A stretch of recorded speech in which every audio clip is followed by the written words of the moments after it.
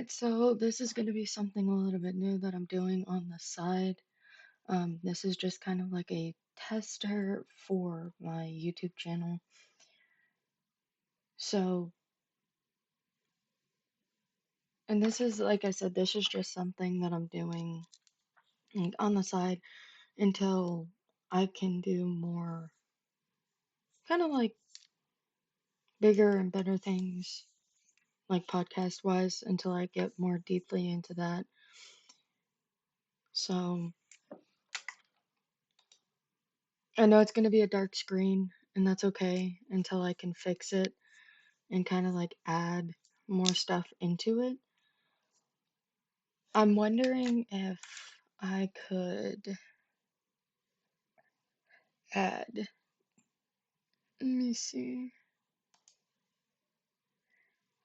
Huh, it's alright. We'll fix it in time. So, I wonder how everyone's doing tonight. That's a big question, but that's okay. So, I wanted to go into some big things that I have seen so far. It is going to get a little bit female empowerment moment. I'm noticing that there are so many married single moms out there.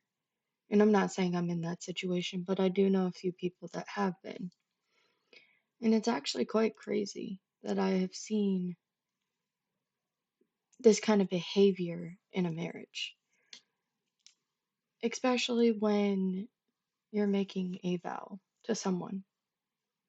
That's crazy, right? Now, I'm not saying that this is absolutely something that happens all the time. It definitely doesn't. But it's something that men, or some men really, get used to. And it could go the other way around too. But this is being completely unfiltered. Let's be honest here. Let's not say that it's, gendered. It's very much genderless, but it's something that is important to discuss sometimes.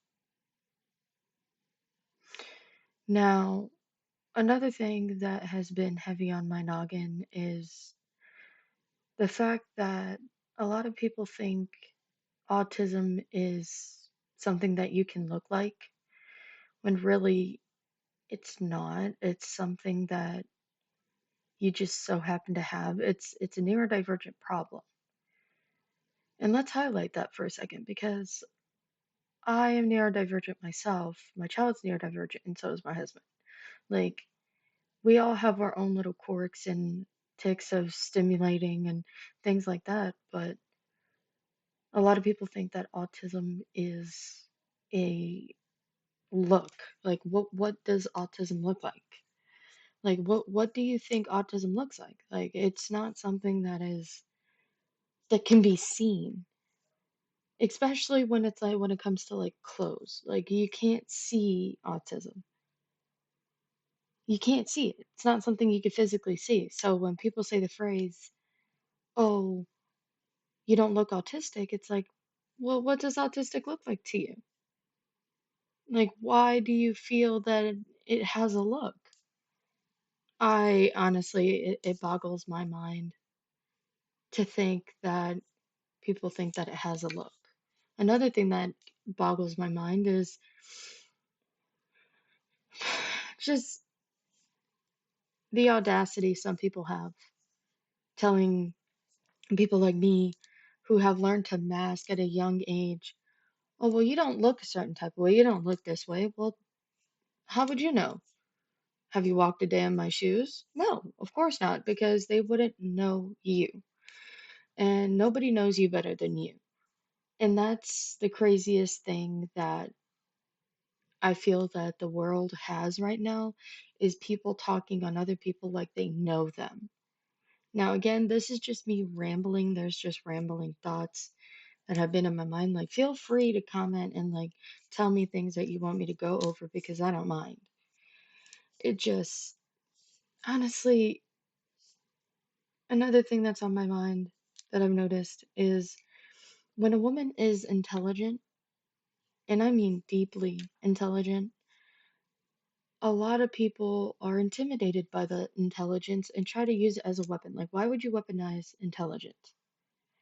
Like, if you're weaponizing intelligence, especially from that woman, then isn't that just your insecurity talking? Like, is that a personal problem that you have with yourself?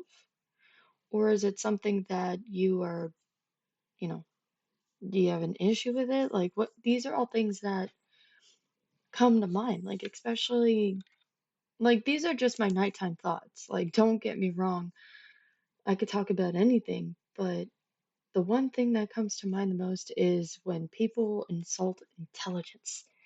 Like, why would you insult something that a person has, especially when it comes to intelligence? Like, it's it's mainly just insecurity. If you're not as intelligent as the person next to you, stop weaponizing the things that they're good at. You should stop weaponizing in general because it's not something you should be doing anyway. But I've seen so many people weaponize my own intelligence against me, and it's like, yes, I know I'm smart. And just because I'm smart doesn't mean that I can't make mistakes. Everyone makes mistakes in life, but it's how you choose to heal from it is whether it determines you as a person or not. Like, you don't get to weaponize somebody's, intelligence or looks, image just because. Like, there's got to be something in depth going on that makes a person so insecure that they're like, oh, I'm going to insult their intelligence, or I'm going to insult their body image, or I'm going to insult their appearance. So, like, it says more about the person that is projecting their insecurities on you than it does actually, being who you are. It has nothing to do with who you are as a person, it has everything to do with them. And that's what those people fail to realize is that when you have a problem with somebody talking about you, let them talk. It's like that thing I saw on Facebook a while ago. You got to let them. I know it's harder and it's easier said than done, but let them. Let them talk about you. Let them have their problems with you. Let them. Because at the end of the day, that's their insecurity talking to you. And you shouldn't have to feel bad about what a person is saying, especially if it is people that you don't even know. Like, I saw this thing on Facebook earlier that it was from Tom Holland, and he was just like, end quote, if you have a problem with me, text my number. And if you don't have my number, then I guess you don't know me well enough to not have a problem with me. End quote. Like, it's very true. Like, I keep my phone number private. Like, if I don't know you, then you're not getting my number. Like, especially if I don't know you well enough. And ladies, this goes especially to you. Like, especially toward, just ladies in general, this goes towards us. We are so caring, we are so compassionate, we're so loving that sometimes we give people our numbers and then they show who they are after the fact. And it's like, well, crap. That's not that's not something that we want to do. Like, this is, 2025 now, ladies. Like, we got to be more susceptible to our healing journeys and more empowered, within. We can't just let people into our energy because then that's where, connectivity has problem. And another thing I wanted to touch on is I've noticed that usually people with insecurities have the biggest problem with how a woman carries herself. Like, if a woman has confidence, then let her have confidence. You don't know what kind of storms that woman had to weather through. You know the saying, hell hath no fury, a woman scorned. Like, leave that woman alone. Like, you don't know what she's been through. You don't know what she's gone through. So leave her be. There's no need to be tearing each other down, especially when I see a lot of, female groups out there, and I'm not saying all females are like this, but I've seen a lot of female groups out there that tear each other down instead of build each other up. And I know there's got to be, some people that are thinking the same thing as me. I know there has to be, but I know, like, again, this is just me rambling. But this was just, kind of like a tester to see how the podcast mic worked. I'll probably do a longer video next time, but I just wanted to see how it went. All right, that's all. Till next time.